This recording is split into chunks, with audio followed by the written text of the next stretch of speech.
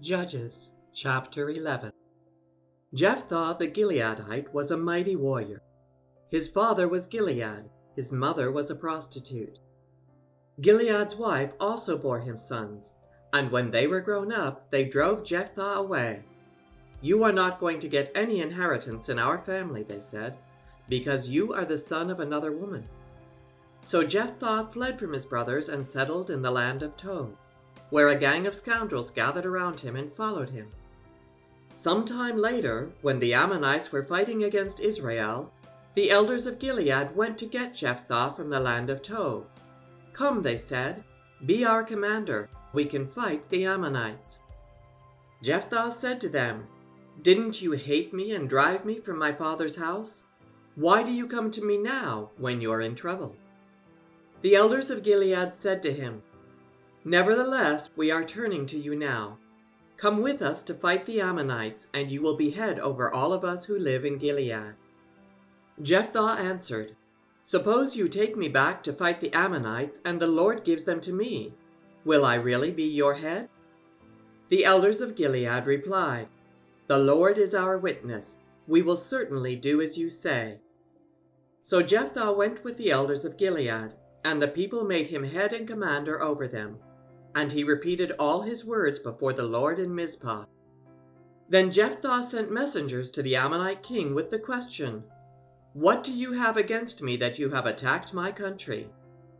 The king of the Ammonites answered Jephthah's messengers, "When Israel came up out of Egypt, they took away my land from the Arnon to the Jabbok, all the way to the Jordan. Now give it back peaceably." Jephthah sent back messengers to the Ammonite king, saying, "This is what Jephthah says. Israel did not take the land of Moab or the land of the Ammonites. But when they came up out of Egypt, Israel went through the wilderness to the Red Sea and on to Kadesh. Then Israel sent messengers to the king of Edom, saying, 'Give us permission to go through your country.' But the king of Edom would not listen. They sent also to the king of Moab, and he refused. So Israel stayed at Kadesh. Next they traveled through the wilderness, skirted the lands of Edom and Moab, passed along the eastern side of the country of Moab, and camped on the other side of the Arnon. They did not enter the territory of Moab, for the Arnon was its border. Then Israel sent messengers to Sihon, king of the Amorites, who ruled in Heshbon, and said to him, 'Let us pass through your country to our own place.' Sihon, however, did not trust Israel to pass through his territory. He mustered all his troops and encamped at Jahaz and fought with Israel. Then the Lord, the God of Israel, gave Sihon and his whole army into Israel's hands, and they defeated them. Israel took over all the land of the Amorites who lived in that country, capturing all of it from the Arnon to the Jabbok and back from the desert to the Jordan. Now since the Lord, the God of Israel, has driven the Amorites out before his people Israel, what right have you to take it over? Will you not take what your god Chemosh gives you? Likewise, whatever the Lord our God has given us, we will possess. Are you any better than Balak, son of Zippor, king of Moab? Did he ever quarrel with Israel or fight with them? For 300 years Israel occupied Heshbon, Aroer, the surrounding settlements and all the towns along the Arnon. Why didn't you retake them during that time? I have not wronged you, but you are doing me wrong by waging war against me.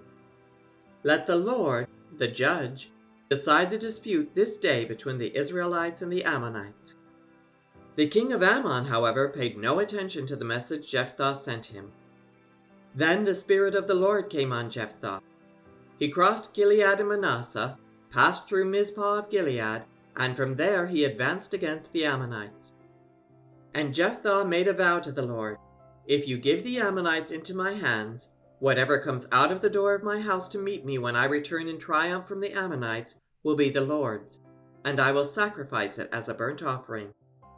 Then Jephthah went over to fight the Ammonites, and the Lord gave them into his hands.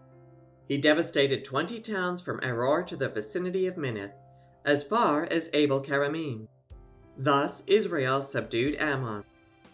When Jephthah returned to his home in Mizpah, who should come out to meet him but his daughter, dancing to the sound of timbrels? She was an only child. Except for her, he had neither son nor daughter. When he saw her, he tore his clothes and cried, "Oh no, my daughter! You have brought me down, and I am devastated. I have made a vow to the Lord that I cannot break." "My father," she replied, "you have given your word to the Lord. Do to me just as you promised, now that the Lord has avenged you of your enemies, the Ammonites. But grant me this one request," she said. "Give me 2 months to roam the hills and weep with my friends, because I will never marry." "You may go," he said, and he let her go for 2 months. She and her friends went into the hills and wept because she would never marry. After the 2 months she returned to her father, and he did to her as he had vowed, and she was a virgin. From this comes the Israelite tradition that each year the young women of Israel go out for 4 days to commemorate the daughter of Jephthah the Gileadite. Judges chapter 12. The Ephraimite forces were called out, and they crossed over to Zaphon. They said to Jephthah, "Why did you go to fight the Ammonites without calling us to go with you? We're going to burn down your house over your head." Jephthah answered, "I and my people were engaged in a great struggle with the Ammonites, and although I called, you didn't save me out of their hands. When I saw that you wouldn't help, I took my life in my hands and crossed over to fight the Ammonites, and the Lord gave me the victory over them. Now why have you come up today to fight me?" Jephthah then called together the men of Gilead and fought against Ephraim. The Gileadites struck them down because the Ephraimites had said, "You Gileadites are renegades from Ephraim and Manasseh." The Gileadites captured the fords of the Jordan leading to Ephraim, and whenever a survivor of Ephraim said, "Let me cross over," the men of Gilead asked him, "Are you an Ephraimite?" If he replied no, they said, "All right, say Shibboleth." If he said Sibboleth, because he could not pronounce the word correctly, they seized him and killed him at the fords of the Jordan. 42,000 Ephraimites were killed at that time. Jephthah led Israel 6 years. Then Jephthah the Gileadite died and was buried in a town in Gilead. After him, Ibzan of Bethlehem led Israel. He had 30 sons and 30 daughters.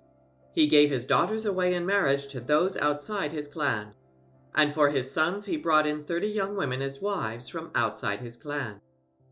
Ibzan led Israel 7 years. Then Ibzan died and was buried in Bethlehem. After him, Elon the Zebulunite led Israel 10 years. Then Elon died and was buried in Ajalon in the land of Zebulun. After him, Abdon, son of Hillel from Pirathon, led Israel. He had 40 sons and 30 grandsons, who rode on 70 donkeys. He led Israel 8 years. Then Abdon, son of Hillel, died and was buried in Pirathon in Ephraim, in the hill country of the Amalekites.